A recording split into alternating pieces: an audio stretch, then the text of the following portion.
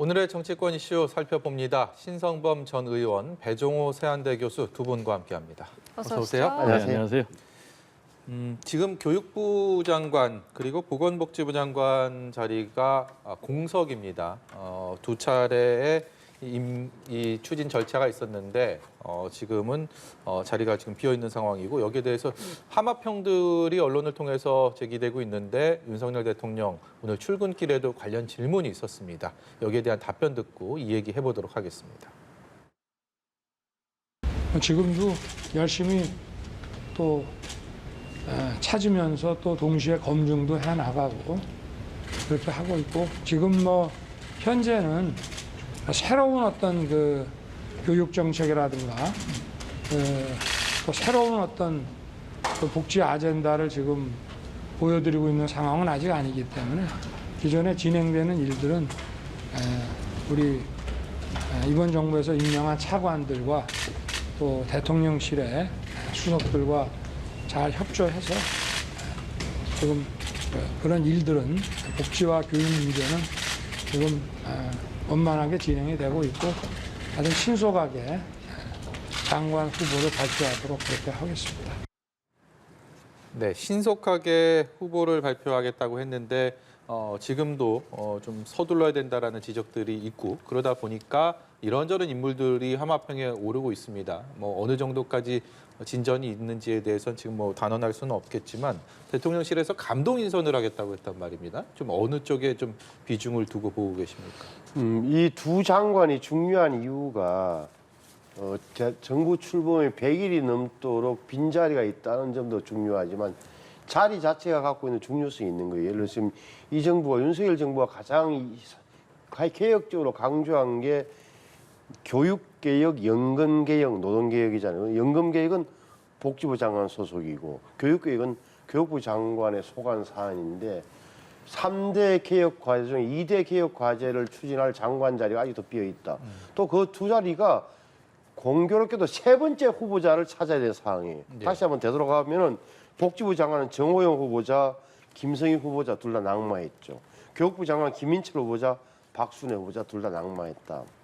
이렇게 되면 대통령으로서도 제가 보기에는 무리를 할 수 없는 게 저 이야기를 하잖아요. 앞에 어떤 새로운 교육 정책, 새로운 복지 어젠다를 할 사항은 아닌 것 같다는 판단을 깔고 있는 거예요. 지금 급한 것은 오히려 빨리 전문성이 있는 사람으로서 국회 청문회를 빨리 통과하는 게 대통령 입장에서 더 급하다고 생각할 거예요. 저렇게 되면 제가 보기에는 교육부에는 그나마 교육부에 어떻게 보면은 전문가로 비칠 만한 사람.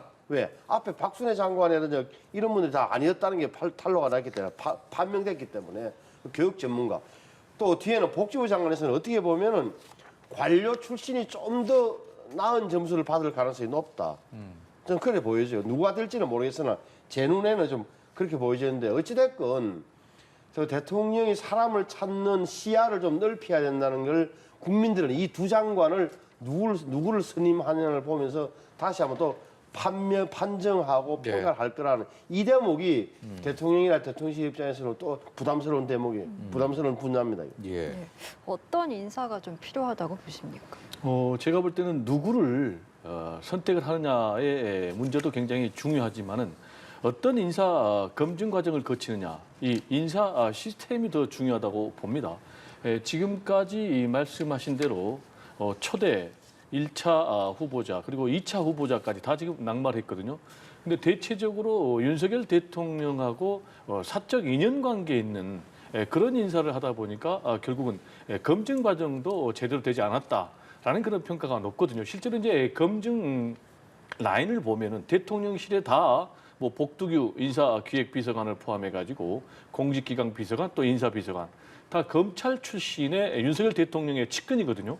그리고 또 검증을 하고 있는 법무부 장관 한동훈 여기도 또 윤석열 대통령의 핵심 측근이기 때문에 윤석열 대통령의 인연에 의해서 발탁한 사람을 과연 제대로 검증을 할 수 있겠느냐라는 문제가 나오거든요. 그래서 지금 핵심 개혁 3대 개혁 중에 이제 2개 부처 장관이 연달아 낙마를 했는데 세 번째까지 또 낙마를 한다면은 윤석열 정부는 상당히 치명타를 입을 수밖에 없기 때문에 지금 이제 윤석열 대통령이 물색과 검증을 동시에 하고 있다. 라고 얘기를 했는데 이 얘기는 그만큼 만만한 사람이 좀 없다는 얘기거든요. 그래서 저는 서두를 필요는 없다. 오히려 꼼꼼한 인사 검증 과정을 거쳐서 국민들이 원하는 그런 사람을 좀 내놔야 된다.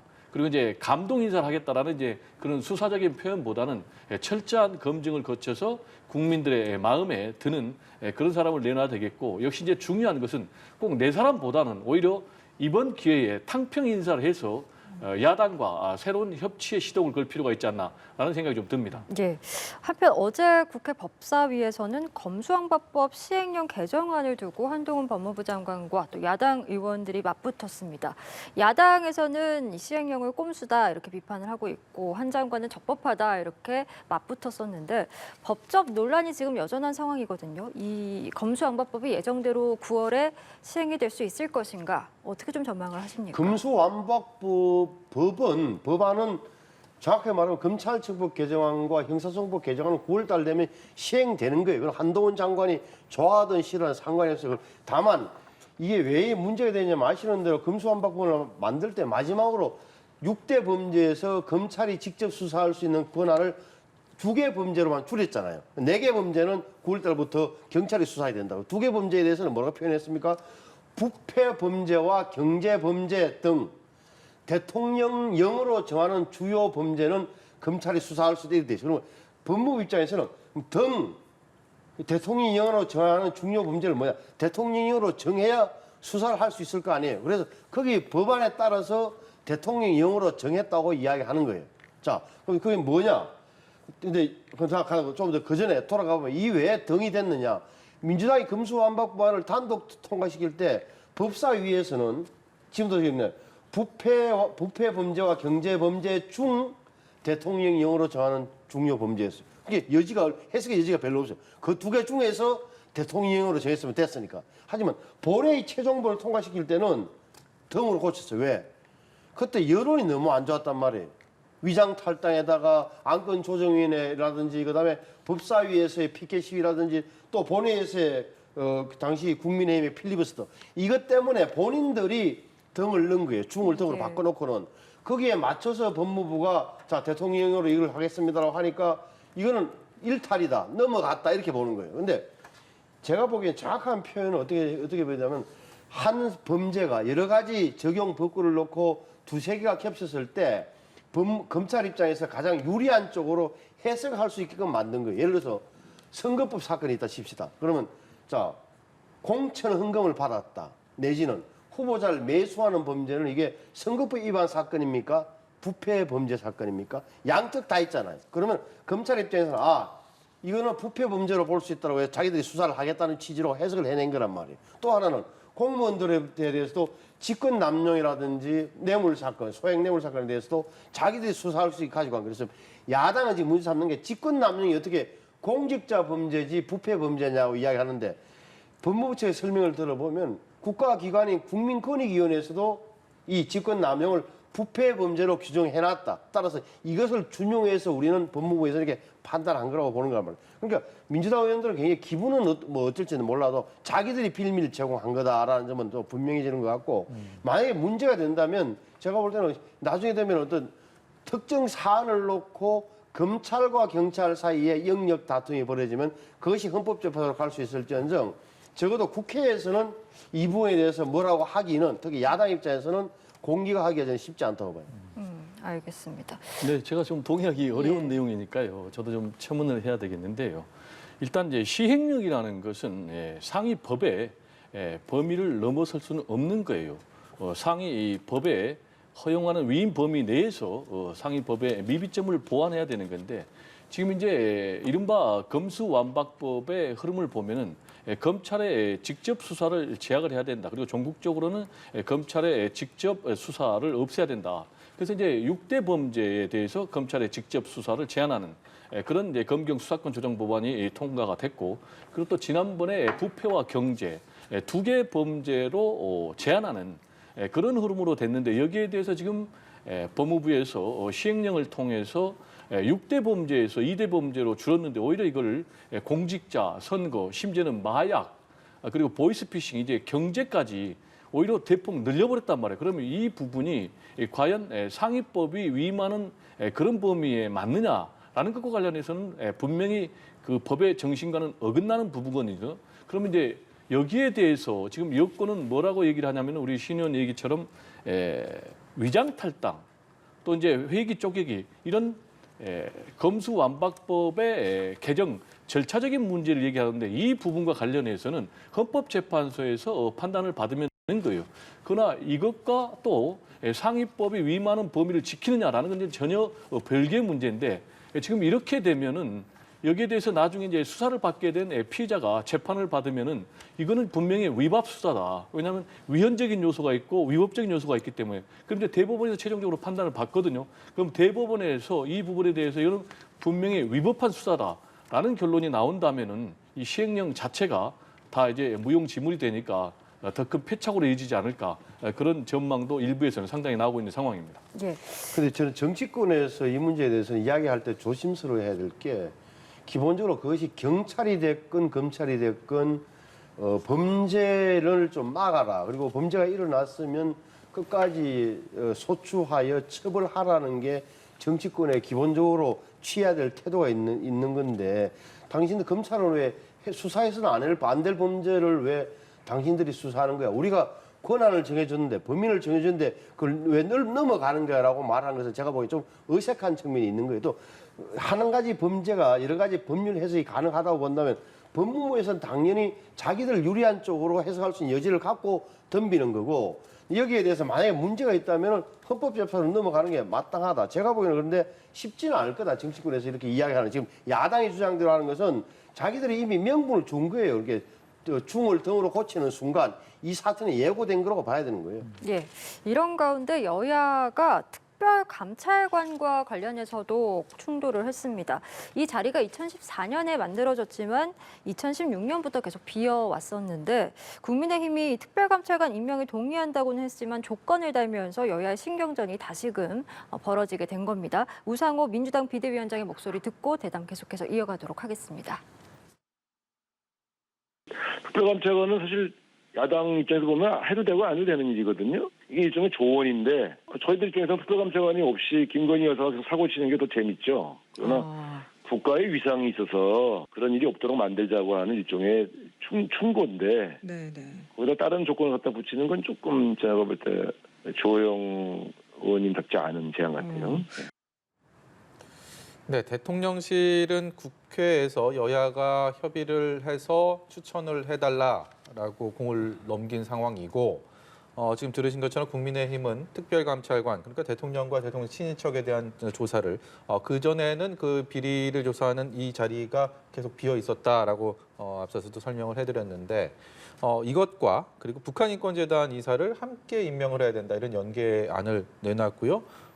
야당이 민주당에서는 그게 무슨 소리냐, 연계하는 것 자체가 구태다라고 특별감찰관에 대한 얘기만 지금 좀 집중하고 있는 모습입니다. 이 결이 좀 많이 다른데요. 어떻게 보고 계십니까? 일단 제가 볼 때는 여든 야든 진정성이 중요하다고 봅니다. 일단 여당도 특별감찰관 임명이 필요하다고 보는지, 그리고 야당도 특별감찰관 임명이 필요하다고 보는지, 그럼 여도 그리고 야도 그러고 대통령실도 필요하다고 지금 얘기를 하고 있거든요. 그러면 하면 되는 거예요. 그럼 저는 개인적으로 특별감찰관 임명이 필요하다고 봅니다. 왜냐하면 실제로 박근혜 정부 시절에 국정농단 사태의 시발점이 됐지 않습니까? 그리고 또 이 특별감찰관의 감찰 대상이 첫 번째로는 이제 대통령의 배우자, 그리고 두 번째로는 이제 대통령 사촌인의 친족, 그리고 세 번째로는 대통령실의 수석비서관 이상의 고위 공직자거든요. 그러면 이거는 보수 정권이든 또는 뭐 진보 정권이든 정권을 떠나서 이 특별감찰관이 있다면은 대통령실을 둘러싼 비위가 사전에 예방될 그럴 가능성이 굉장히 높거든요. 그런 차원에서 저는 이제 빨리 임명이 돼야 된다고 보고 그러면은 동시에 국민의힘에서는 계속해서 연계를 얘기를 하고 있거든요. 그럼 연계를 할 필요는 없다. 필요하다면 하면 된다. 그리고 민주당도 이게 과연 필요하다고 생각하면은 북한 인권재단 이사를 추천한 것 관련해서 왜 연기한다라고 얘기할 것이 아니라 같이 해주면 된다. 저는 이런 생각입니다. 그래서 빨리 특별감찰관이 임명이 돼서 지금 김건희 여사를 둘러싼 여러 가지 지금 리스크가 발생하고 있는 현실 아니겠습니까? 그래서 이런 부분에 대한 방지 작업을 빨리 서두를 필요가 있다라는 생각이 좀 듭니다. 예. 신속하게 좀 여야가 합의를 해서 특별감찰관을 임명해야 된다라는 말씀이신데요. 당연히 그렇게 해야 되죠. 근데 아셔야 될 게 특별감찰관 마지막으로 누구였습니까? 기억나시나요? 이석수 특별 이석수 씨 왜 그만뒀죠? 박근혜 정부 말기에 우병우 민정수석과 싸우다가 그만뒀어요. 그 다음에 2016년에 그만두고 나서 문재인 정부 5년 동안 특별감찰 임명했습니까? 안 했다고요. 그러니까 해야 되는데 안 했어요. 5년 동안 안 했으면은 우상호 비대위원장 저렇게 이야기하면 안 돼요. 야당 입장에서 보면 해도 되고 안 돼도 하면 우리는 5년 동안 못했지만 이번에는 여야로 빨리 그 추천할 테니 3명 추천할 테니까 대통령실 꼭 이번에는 특별감찰관 하십시오라고 하는 게 맞는 거예요. 저거는 예. 야당 입장에서 해도 좋고 안 해도 저는 큰 실수라고 저는 봐요. 그리고 지금 인권재단 문제는 예를 들어서 지금 국민의힘에서 정확하게 연계시킨지는 모르겠어요. 무슨 말이냐? 이걸 안 해주면 우리는 특별감찰을 안 할 거야. 이렇게는 안 되는 거예요. 등가로 동치시켜서 연계시킬 사안 아니에요. 왜? 이 인권재단도 이사도 이게 2016년도에 인권법이 통과되고 나서 인권재단을 만들어야 되는 거예요. 10명의 이사가 돼야 되는데 여야가 5명 추천해가지고 지금은 국민의힘에서 5명만 추천해놓고 예. 민주당 안 하고 있는 거예요. 왜? 북한을 자극할까 봐서. 북한 인권 문제를 자꾸 꺼내면 안 되니까. 이렇게 된 건데 이것도 법적인 조직이 법이 통과됐고 법적 기구예요. 북한 인권재단이. 그러면 이것도 빨리 5명을 해주는 게 맞다. 그래서 특별감찰관도 하고 북한 인권재단 이사진도 임명해서 일단 출범시키는 게 중요하다. 그러면서 북한 인권재단이 너무 예를 들어서 예민한 문제를 정무적 판단 없이 하는 것은 국회에서 적절하게 제어주면 되는 거다. 저는 보여요. 예, 또 한 가지 국회 여야의 뜨거운 감자가 민주당에서 김건희 여사 관련 특검법을 발의를 했습니다. 그리고 이것에 대해서 여당에서는 국회 진흙탕 싸움으로 몰고 가는 작전이다라고 하고 강하게 비판을 하고 있고 과연 이 법안이 어떻게 결말을 맺게 될지 관심이 안 갈 수가 없는 상황인데요. 이 부분에 대한 견해도 여쭤보겠습니다. 지금 이제 김건희 여사에 대한 이제 특검법이 민주당의 당론으로는 아직 채택이 안 됐거든요. 예. 일부에서는 이제 신중론도 있어요. 그러면 이제 왜 이렇게 김건희 여사 특검법이 발의가 됐느냐 그 배경이 중요한데 지금 김건희 여사에 대한 리스크가 굉장히 높은 상황이에요. 첫 번째는 지난번 아시겠지만 윤석열 대통령의 첫 번째 해외 순방 때 김건희 여사 지인이 사전에다 현지 답사를 했단 말이에요. 그럼 왜 민간인이 이런 일을 하느냐라는 것과 관련해서 뭐 영어를 잘한다. 또 그리고 뭐 행사 기획을 잘한다. 좀 상식적으로 납득하기 어려운 그런 논리를 내세워서 이분에게 중요한 일을 맡겼는데 실제로 이분이 또 대통령 1호기에 같이 탑승을 했지 않습니까? 예. 그래서 이런 부분이 상당히 좀 논란이 됐고 그리고 두 번째로는 지금 뭐 인사 문제도 상당히 좀 문제가 되고 있는 것 같아요. 구체적으로 얘기를 하면은 도이치 컨텐츠, 코바나 컨텐츠 지금 이제 김건희 여사가 운영을 했지 않습니까? 거기에 직원들을 대통령실로 채용을 했단 말이에요. 근데 또 지금 제2부속실은 없기 때문에 칸막이가 안 쳐지기 때문에 지금 김건희 여사가 여러 가지를 좀 쥐락펴락할 수 있다라는 그런 문제. 그리고 또 최근에는 관제공사에 대한 특혜 수주 의혹이 지금 일고 있는데 이분과 관련해서도 지금 김건희 여사하고 특수관계, 구체적으로 얘기하면 뭐 코바나 컨텐츠 행사를 뭐 후원을 했다라는 문제. 그리고 또 관련 공사를 맡았다. 이런 부분들이 계속 일고 있기 때문에 이런 것이 나오는데 제가 볼 때는 이런 것들을 빨리 종식시키기 위해서는 방금 우리가 논의를 했던 특별감찰관을 좀 임명을 하고 그리고 제2부속실도 설치를 하는 것이 바람직한 방향이 아닌가 이런 생각이 좀 듭니다. 예. 예, 여야 공방 사항들 좀 살펴봤는데 이번엔 국민의힘 이야기 좀 잠깐 특검에 대해서는 저는 뭐냐는데 야당의 뭐랄까 주장이야 좀 뭐 그렇게 들리는 부분이 있는 건데 이런 부분은 조금은 예를 들어서 역대 특검을 보면 여러분 다 기억하시겠습니다. 최순실 특검, 뭐 국정원 댓글 특검, 세월호 특검 이 정도인데 이른바 우리 김건희 여사에 대해서 특검을 하자는 것은 비현실적이라는 거는 그 야당 의원들도 알고 있으면서 낸 거예요. 왜 냈느냐? 자꾸 언론에다가 김건희 청와대 대통령실 무슨 이래 비선 의혹 이런 걸 좀 다루면 언론 뭐 이게 나름의 뭐랄까 이게 좀 정치 공격적 요소가 있는 건데 그건 안 맞다고 생각하고 지금 그걸 까면 안 돼요. 특은 까면 안 된다. 그러면 뭘 해야 되냐? 오늘 같은 운영위원회, 국회 운영위원회 대통령 비서실장 하고 나오잖아. 이때 굉장히 강하게 공격하면 되는 거고 또한 추석 끝나고 나면은 국정감사가 있어요. 원래 또 특별검사는 어차피 여야 합의를 해야 되니까 안 되는 거 알면 아는 건데 그래서 제가 보기에는 저 추석 이후에 국정감사 때 마음껏 한번 증거를 갖고 청와대야 대통령실을 추구하는 게 훨씬 효율적이다라는 말씀을 드리고 싶습니다. 예, 특검까지 갈 사안은 아니다란 말씀이셨습니다. 국민의힘 이야기 해보겠습니다. 이준석 전 대표가 낸 이 가처분 신청 결론이 아직 나오지 않고 있고 재판부가 오늘 다음 주 이후에 결정을 내릴 것이다라는 입장을 밝혔는데 뭐 법원 판단에 따라서 당연히 후폭풍은 크겠습니다만 이렇게 좀 판단이 늦어지는 그 배경을 어떻게 해석해야 되겠습니까? 조금 내용을 아시는 분들 이야기 들으면 당연하다는 거예요. 늦어지는 게. 왜냐 언론에서 굉장히 조급해가지고 당일 나온다, 당일 밤에 나온다, 이튿날 나온다. 딱 17일이니까 이제 내일 일주일 지나는 거예요. 예. 보통 2, 3주 지난다 그래요. 근데 다음 주쯤에 수요일쯤 나와도 딱 2주일 만에 나오는 거예요. 빨리 나온다는 게 왜 그러냐?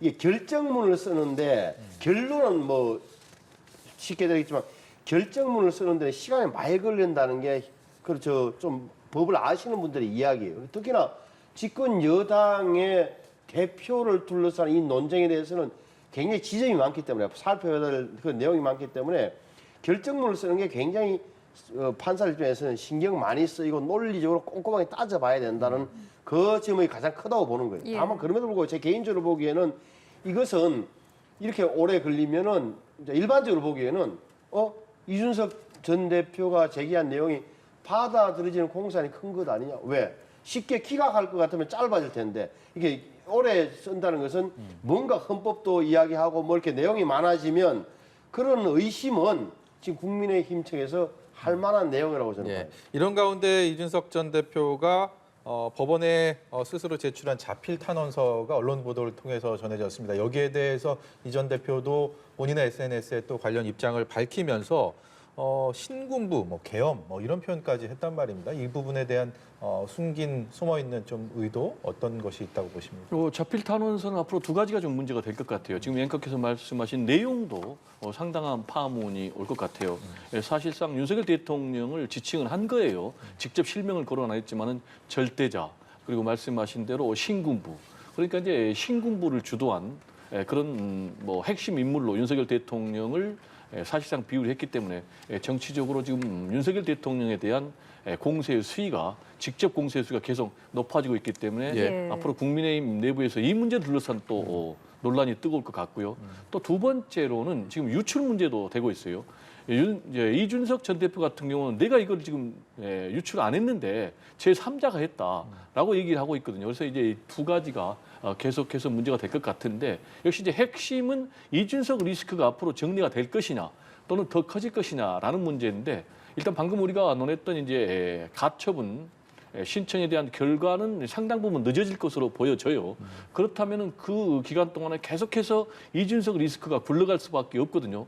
이렇게 이제 이준석 리스크가 커지면 커질수록 어렵기 때문에 지금 윤리위에서도 쉽게 결정을 내리지 못하고 좀 유보를 한 것 같은데 이준석 전 대표 같은 경우는 지금 여론전 플러스 사실상 세력화 작업을 하고 있거든요. 그러면 세력화의 끝이 어디냐?